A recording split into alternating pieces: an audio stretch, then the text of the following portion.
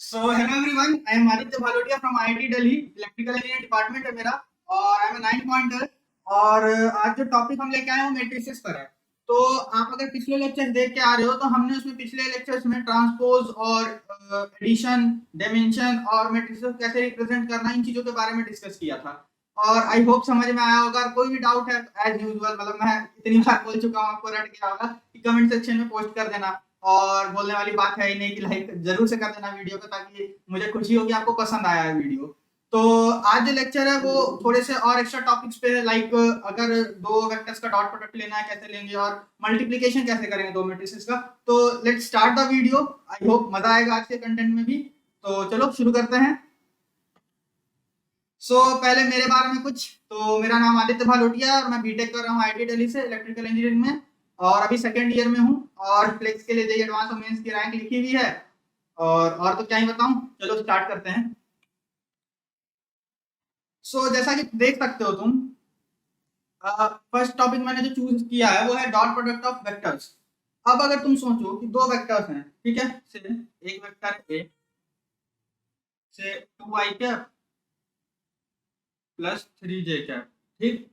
अगर इस वेक्टर का डॉट मुझे एक बी वेक्टर के साथ लेना है जो कि है 3i cap plus 4j cap. अब अगर तुम खुद सोच के बताओ इन दो वेक्टर का डॉट लेने का मतलब क्या है, कि मैं इस चीज को इसके साथ मल्टीप्लाई करूंगा, इस चीज को इसके साथ मल्टीप्लाई करूंगा और कंसेक्यूटिव मल्टीप्लिकेशंस को ऐड करूंगा। सीधी सी बात है यार, डॉट का मतलब क्या है कि मैं सेम एलिमेंट्स, मतलब जो सेम डायमेंशन के एलिमेंट है, लाइक आई वाले लेंथ पे है उसको मैं मल्टीप्लाई करूंगा, जो जे कैप की डायरेक्शन में उसको मैं मल्टीप्लाई करूंगा।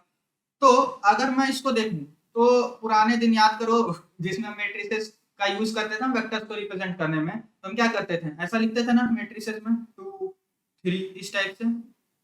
आई होप याद तो आ रहा हो कुछ ना कुछ। अच्छा हाँ, ऐसा किया करते थे, ये तो बहुत इजी सी बात हुआ करती थी। और इसको भी रिप्रेजेंट करते थे ऐसे ही। और डॉट लेना होता था इन दोनों को और इन दोनों को प्रोडक्ट करेंगे। एकदम सिंपल सी बात है ना। तो अगर मैं बोलूं कि मुझे दो लिस्ट दे दी है किसी ने जो कि वेक्टर के एलिमेंट को रिप्रेजेंट कर रहे हैं in their order, means order is maintain, like ऐसा ना हो कि एक में आई जे के टर्म्स में दूसरे में के जे आई के टर्म्स में है, तो फिर तो उसको पकड़ के पीट डालो तुम कि ये क्या कर रहे हो तुम। तो अगर n1 और n2 मैंने जो जैसे इस फंक्शन को जब डिफाइन किया तो मैंने दोनों के लेंथ निकाले लिस्ट के। सी ये मैट्रिक्स तो है, बट इस मैट्रिक्स में एक ही रो होगी या एक ही कॉलम होगा। तो मैं ये मान के चल रहा हूँ ये रो मैट्रिक्स है, रो में सारा चीज अरेंज्ड है। तो एक केवल लिस्ट है, लिस्ट के अंदर जैसे पॉलिनोमियल्स में डेटा अरेंज होता था उसी टाइप से अरेंज्ड है। तो मुझे सिर्फ लेंथ ऑफ लिस्ट का काम चल जाएगा, उसमें सब लिस्ट नहीं निकालने हैं, ठीक है।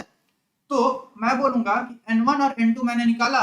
अब अगर दोनों सेम डायमेंशन के हैं वेक्टर्स तभी तो उनका डॉट लोगे, अगर डायमेंशन ही अलग है तो क्या करोगे तुम डॉट ले ही नहीं सकते हो। तो मैंने बोला कि n1 n2 अगर बराबर हैं तो आंसर को 0 से इनिशियलाइज करो, पूरे वेक्टर में इटरेट करो और हर बार क्या करो, li और mi का प्रोडक्ट करो और उस आंसर वेरिएबल में ऐड करते जाओ।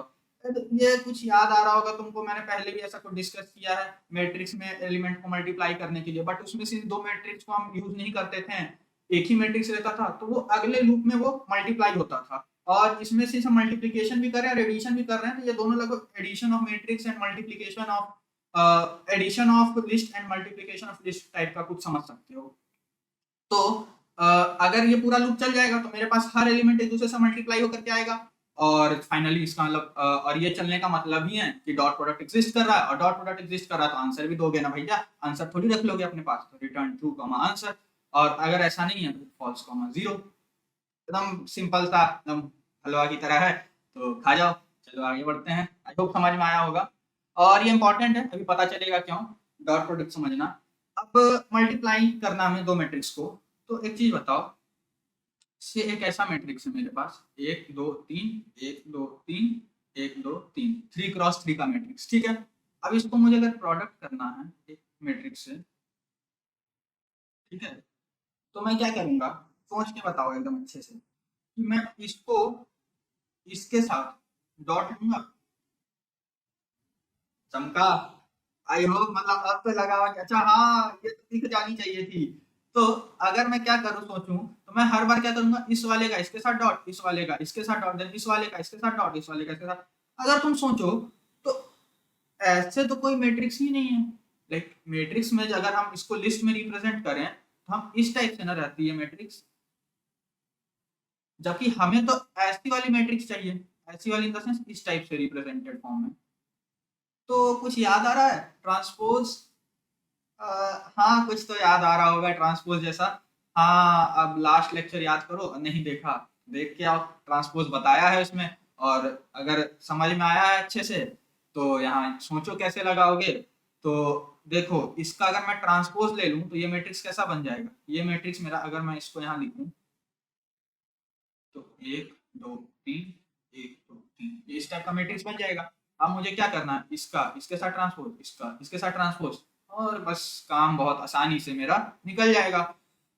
तो अब एक और चीज, किसी भी दो मैट्रिक्स का तो मल्टीप्लिकेशन भी नहीं होता है, पहले दो मैट्रिक्स होना चाहिए, और मैट्रिक्स है देन एक कंडीशन होती है। याद करो बचपन के दिन कंडीशन हुआ क्या करती थी, अगर m1 cross n1 m2 cross n2, n1 और m2 बराबर होने चाहिए।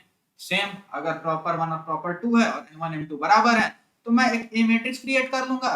और जो मल्टीप्लिकेशन मैट्रिक्स होती है उसकी डायमेंशन क्या होती थी, m1 क्रॉस m2, तो मैं m1 क्रॉस m2 का एक मैट्रिक्स जनरेट करूंगा।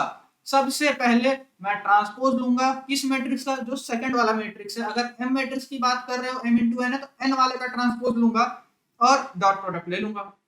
सिंपल, मैं इस वाले एलिमेंट का डॉट प्रोडक्ट इसके साथ देन इस वाले एलिमेंट का, और सारे एलिमेंट जब बनते जाएंगे, देखो यहाँ पे क्या कर रहे हैं हम, mi क्या रिप्रेजेंट करेगा मेरे को, इस वाले को, और lj क्या रिप्रेजेंट करेगा, इस वाले को, और मैं इन दोनों का डॉट लूंगा और जो आंसर आएगा उसको स्टोर करता जाऊंगा लिस्ट में। बस हो गया मल्टीप्लिकेशन, मल्टीप्लिकेशन भी तैयार है। तो कितना इजी था, बताया ही था कि भाई बहुत इजी है, बस एल्गोरिदम सोचना है।